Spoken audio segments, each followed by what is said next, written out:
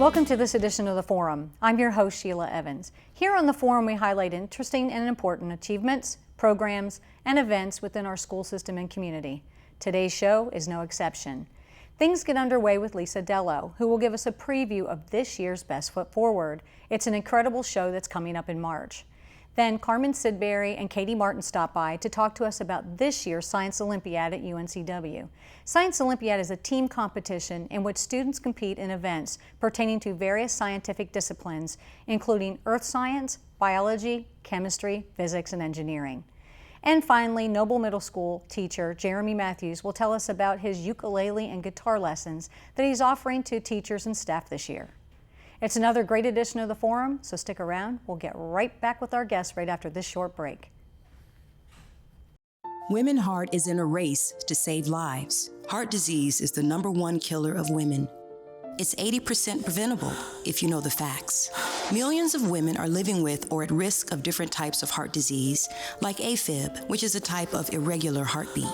It affects both women and men, but women with AFib have a higher risk of stroke and death than men. Get educated. See your doctor. Know the facts. Diet and exercise are key to staying healthy. Know the risks. WomenHeart does something really unique, solely focusing on women and providing peer-to-peer support. To win this race, we all have to do it together. Our hearts beat as one.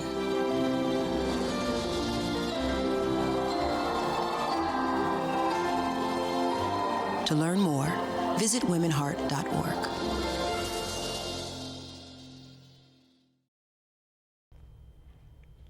Lisa Fornelli is here to talk about Best Foot Forward 2020. Lisa, fill us in a little bit about what's going to happen. All right, well, the best thing I think about this show is just the talent, the kids, and they're from all the schools in the county, well, not all the schools, but a great sampling from kindergarten through 12th grade. We're going to see Wrightsville Beach come together with a show called A Toast to North Carolina. Oh, fun. Yes, the history of North Carolina, and then we have Carolina Beach is going to have some audience participation. Oh. Right, that's going to be a great surprise. Something about like the weather patterns, so that's going to be cute. And I think a lot of people love the elementary kids, but there's so much talent, and you can really see it growing, as we have a sampling from the elementary, the middle school, and the high school kids.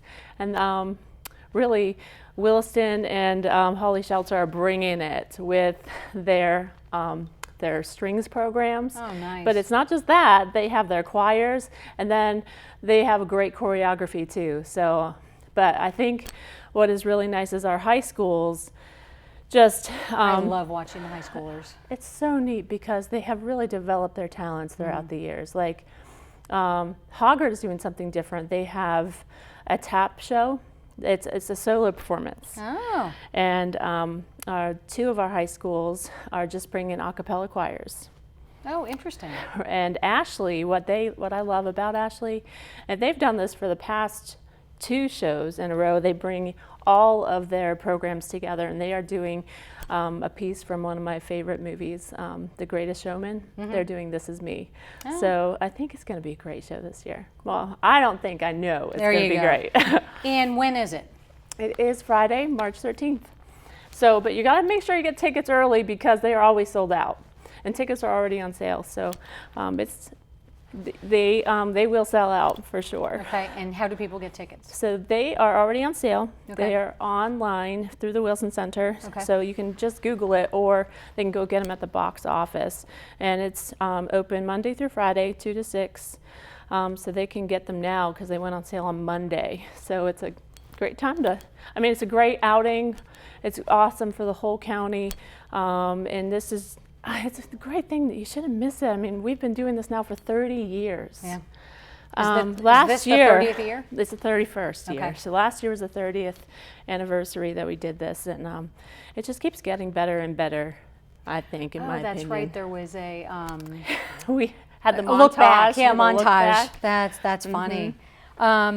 So we talked a little bit about what is new. What is your job for Best Foot Forward? My job, a lot of it you won't see because I work behind the scenes, doing a lot with the kids, getting them lined up ahead of time, working with the props, getting those placed, and really making the kids feel comfortable in their space, because we're lucky enough to get to work in the Wilson Center, which is just a beautiful place. And that can be a little intimidating for kids who've never been on stage and performed before, especially for the youngsters. Sure. And of course our older kids who have performed for years and years feel a little bit more comfortable, but the young kids, I love seeing their faces when they get on our practice day or rehearsal day, when they first get on stage and they look around and they see all the lights and they practice. And some of them like will get, they might get like the nerves and that nervous energy, and I'll just talk to them because I'm a teacher myself, and I'll talk to them and I'll say, you know what, you've been practicing for weeks and weeks, you've got this, you can do this. And I just talk to them, I talk them down, and I get them all in their spots, I place them on the stage, and once they get going and they practice on the stage, they've got it and they know it. And I love working with those little ones, and that's my comfort zone. But then the middle school kids, there are times when I'll like coach them a little bit.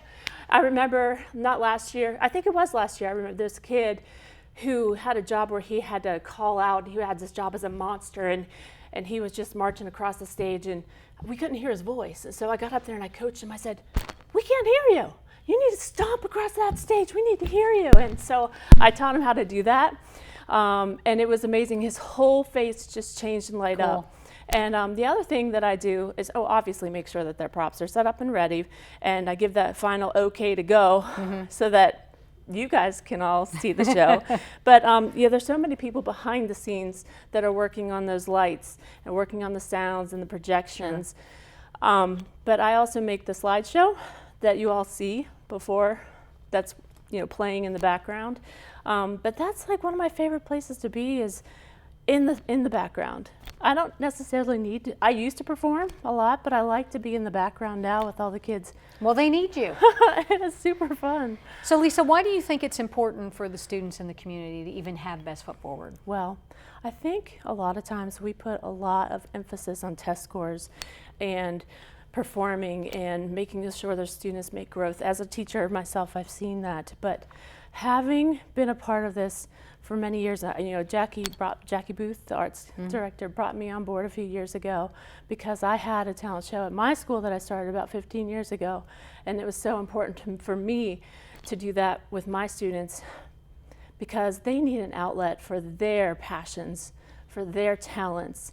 And the community needs to see that. They need a place where they feel comfortable, where they can grow and they can show, a place for them to shine. And when we allow them that outlet, a place for them to grow and shine, they soar. My daughter, for example, she is now coming back and working with Best Foot Forward, and she works in the booth, and she helps produce the show.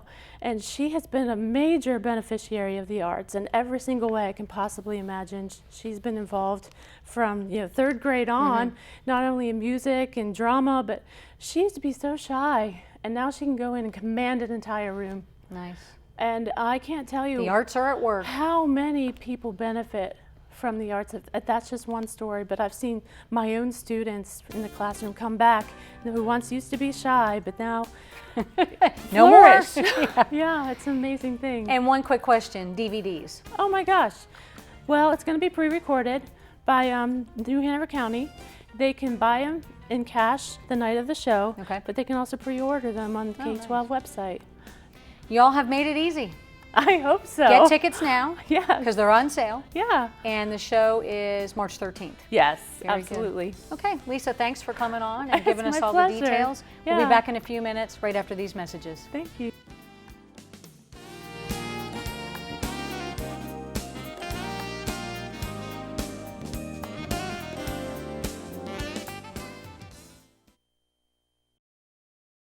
Roll over. Chance high five. All right. When you adopt a shelter pet, you discover all the things that make them unique. And your mother I am totally a hat person. Right, guys? Thanks for being honest. They're a little bit of a lot of things, but they're all pure love. Adopt pure love at theshelterpetproject.org.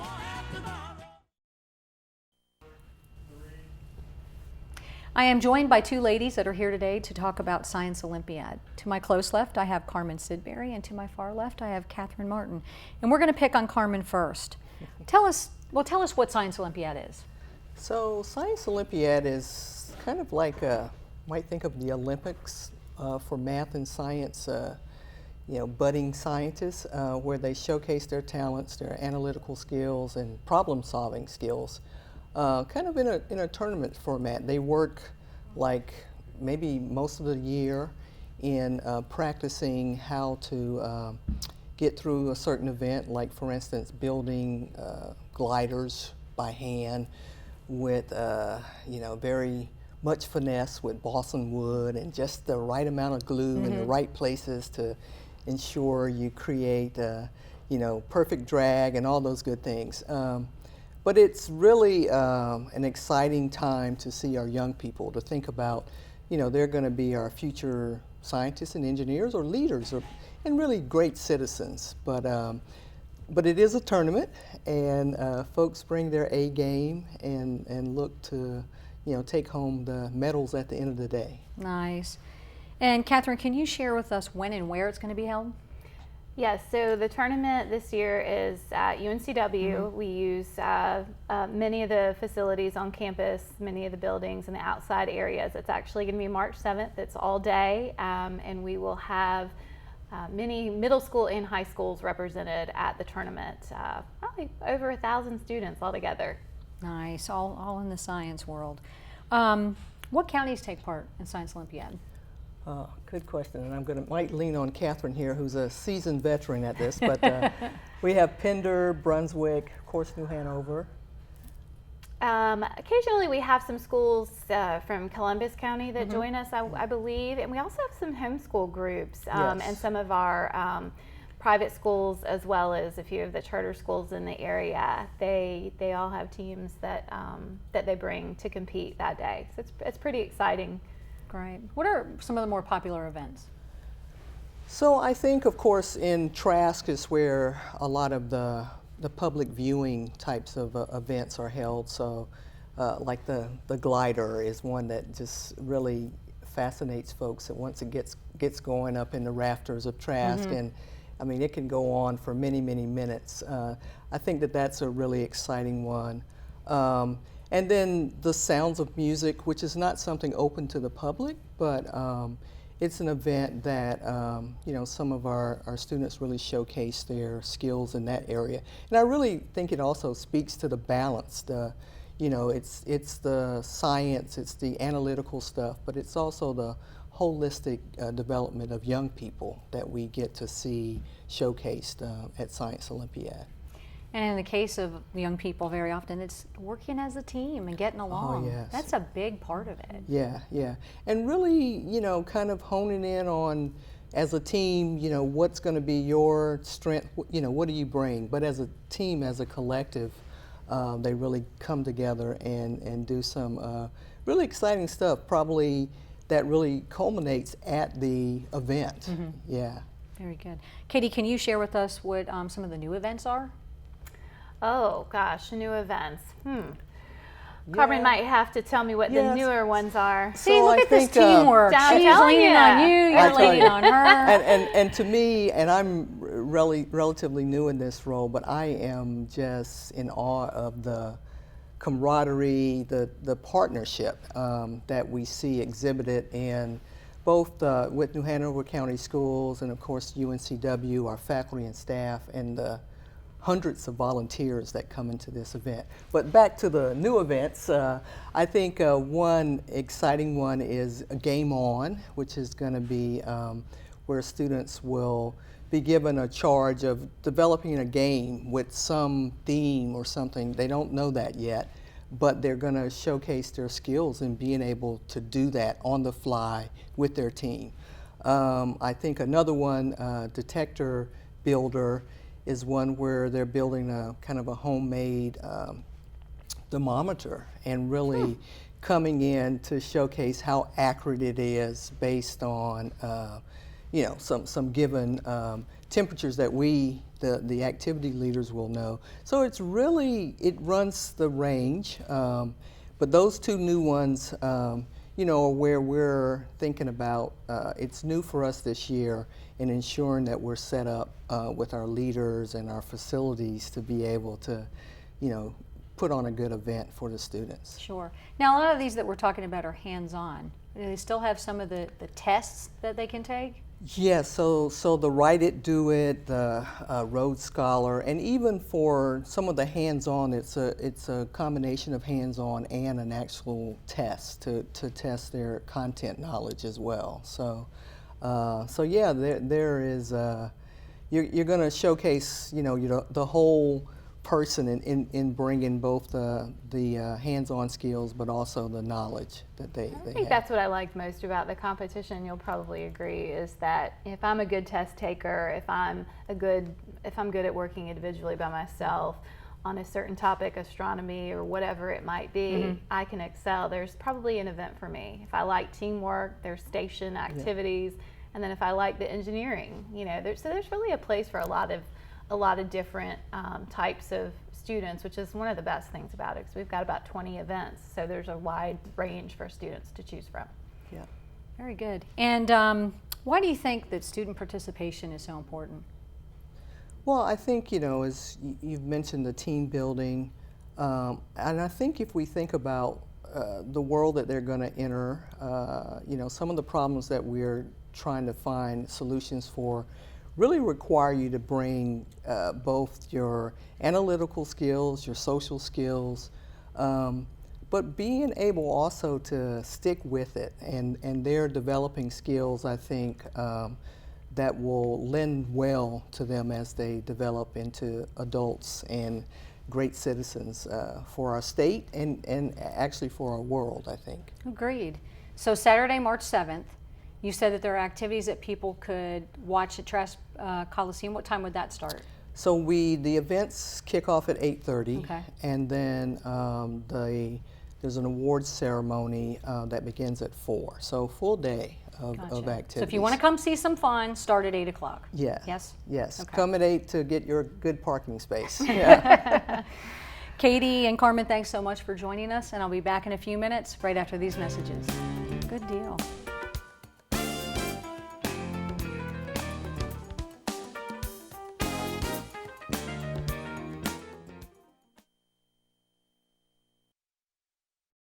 It's a beautiful day out here. Sunny today with light breezes, giving way to clouds in the afternoon. We could see some light precipitation to moderate precipitation later on, followed by powerful storm-like conditions.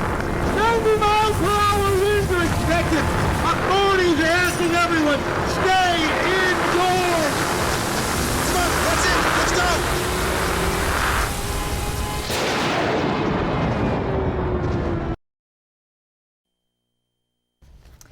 I am joined by Jeremy Matthews. He is a teacher at Noble Middle School and also teaches ukulele and guitar lessons. Jeremy, tell us about your lessons. Okay, I'm working with a nonprofit group from California called Guitars in the Classroom, and we offer free training to school staff, primarily teachers, but anybody that works with students is welcome to take the class. And it runs from either 6 to 8 weeks, depending upon the scheduling issues, wrapping up the logistics.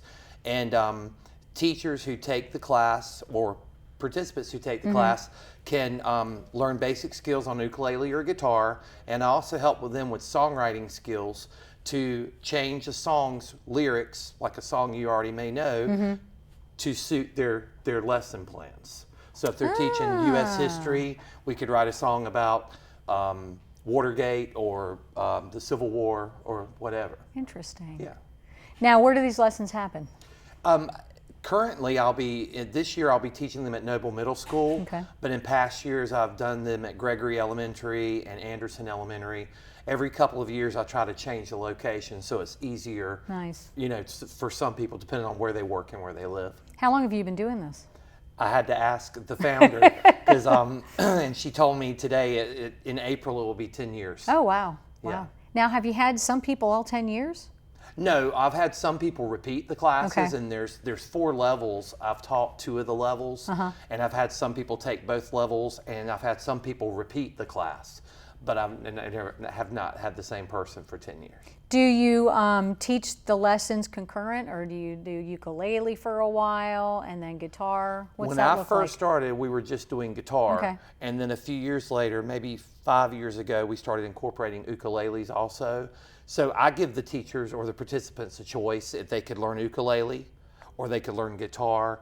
Most people want to focus on one instrument first, and then they might move to the second one. What time of the day do you do the lessons? This semester, I'll be doing from 4 to 5 p.m. on Thursday, starting in the first week of February. So that works for most teachers. Yes. And I try to do it at a time where it'll fit, where they have a few minutes after school, but they can still leave in time to pick up children from after school care or daycare. Gotcha. So do you teach the ukulele and the guitar at the same time? Yes. Oh, wow. Yes. So You're a to talented man. Well, to do that, we use a device called a capo that you've seen on guitars before probably, and that can raise one of the instruments to fit the tuning of the other. Oh, wow. And how many teachers do you have at one time? I could teach up to 25 at a Oh, time. wow. So I've had classes ranging from 15 up to 25. And do they need their own guitar or ukulele? No, every participant, when they first sign up, when they come to the classes, they get a free ukulele and they can keep it. And if they want to use a wow. guitar, I have guitars that I can loan them. So I've been doing this program in New Hanover and Brunswick County, and I've had some people that have had a guitar for a couple of years, and then they might buy their own, and then they contact me and we get the guitar back. So how did all this come to be? Well, I had to think about that too. I found it online, guitarsintheclassroom.org, and I contacted them. And at that time, someone in Wake Forest near Raleigh was not going to be able to do it anymore. So my wife and I drove up and met them near the museum in Raleigh and picked up the guitars after I had talked with the founder and started the ball rolling, and I started teaching here. So you're doing New Hanover County and Brunswick. Yes. Very yes, good. And this semester. And one person handles both counties. I'm you that are one the person. guy. Yes, so I'm the only person right now in North Carolina doing this program. We hope to branch it out to other counties. So I'm hoping next year to, this year, get in touch with Pender County to start maybe next year in Pender County. You just have time on your hands, huh? I'm very busy. I'm sure you are. What made you get into this? I've always had fascination with music, and I love playing the guitar, and I guess being a teacher, I want to help others, and I just thought this would be a good way for anybody in education to take music and incorporate into their subjects. Do you get good feedback from teachers that Yeah, I believe most people, or almost all the people, really enjoy it and love being able to play an instrument, because that's one thing I hear in the first classes. I'm asking people why they signed up, Right. and most people said, I always wanted to learn to play an instrument. Very cool, very cool. What else is keeping you busy at Noble Middle School? I teach orchestra and guitar at Noble Middle School, and that's keeping me plenty busy. Do the students see the teachers coming into your room? No, because it's They're after gone. school, Yeah, gotcha. and most of them are gone by Do they then. know that you're doing this program? Yes. What do yes. they have to say about it? They ask a few questions, and then they move on to whatever else they're talking about, but they're interested. Do you teach guitar to students at Noble? Yes, Oh, I cool. started a guitar program this year at Noble for 7th and 8th grade, and I'm trying to grow the orchestra program, so this semester I will hopefully have 2 blocks of 6th grade orchestra. Very So good. on one day I'm teaching guitar, on another day I'm teaching orchestra. Do you have a lot of students in the guitar? I would think a lot of Yes, kids want to yes, take it. I have, this semester I have 48 students. Oh, wow. Yeah. Wow, that's wildly So it's successful. a semester class, and some of them wanted to take second semester, so I allowed it right now. And So as is long it as like I- guitar it's a- 1 and guitar 2? Does it? It's a blended class. Oh, Some nice. kids have experience, some have no experience. So I'm trying to differentiate and find things for those that the other stuff's way too easy, trying to give them a little push to push them to further their learning. Now, is it typical for the middle schools to offer guitar? I believe Holly Shelter is the only other school in our county to offer guitar, I believe. In bigger cities like Atlanta and Austin, Texas, it's been a thing for a while. Gotcha. And do you have guitars for all the kids that want to do it? Yes, play I it? borrowed guitars from another school for Nice. this year, and we just had a donation from National Pawn of a few guitars, and earlier this year, some family donated a couple of guitars. So nice. hopefully this will help get the word out, and if you have instruments that you're not using, please get in touch with me. I'll gladly take them if they're playable. Very good, very good. So if a teacher or someone who works with students is seeing this, how do they get in touch with you if they're interested in taking your class? Well, they can contact contact me. I believe my email will be on the screen at some point. Okay. Jeremy.matthews@nhcs.net. Gotcha. And I can send them on the way. But you would go to the guitarsintheclassroom.org, and on the front page, there on the right side, it'll say sign up for a program. So if you're in Wilmington, sign up for the Wilmington program at Noble Middle School. And if you're in Brunswick County and can see this, there's also one in Brunswick County that you can sign up for. Well, very good. Thank you, Jeremy. It sounds like you obviously love it. You can tell. Yes, Very it's good. a lot of fun. And fun for the teachers as well. Great. Well, thanks for stopping by and sharing that information. Thank We'll be you. back in a few minutes right after these messages.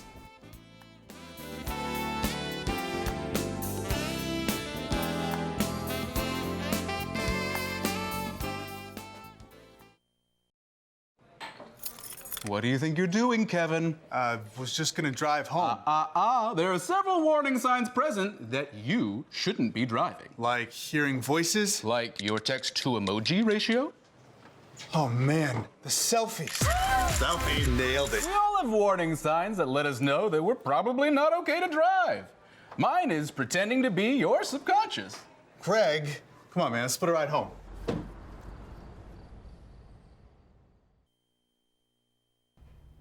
Welcome back to the Forum. I'm Sheila Evans. We hope you've enjoyed our program today. Best Foot Forward is March 13th at the Wilson Center downtown. Get your tickets now. Regional Science Olympiad is Saturday, March 7th. It will be held at UNCW. You can watch many of the events at Trask Coliseum or tune in right here to NHCS TV's live coverage on Spectrum Cable Channel 5. And if you have any questions about any of the topics we discussed here on the show today, please call the school system's public relations office at 254-4106. I'm Sheila Evans. Thanks for joining me today.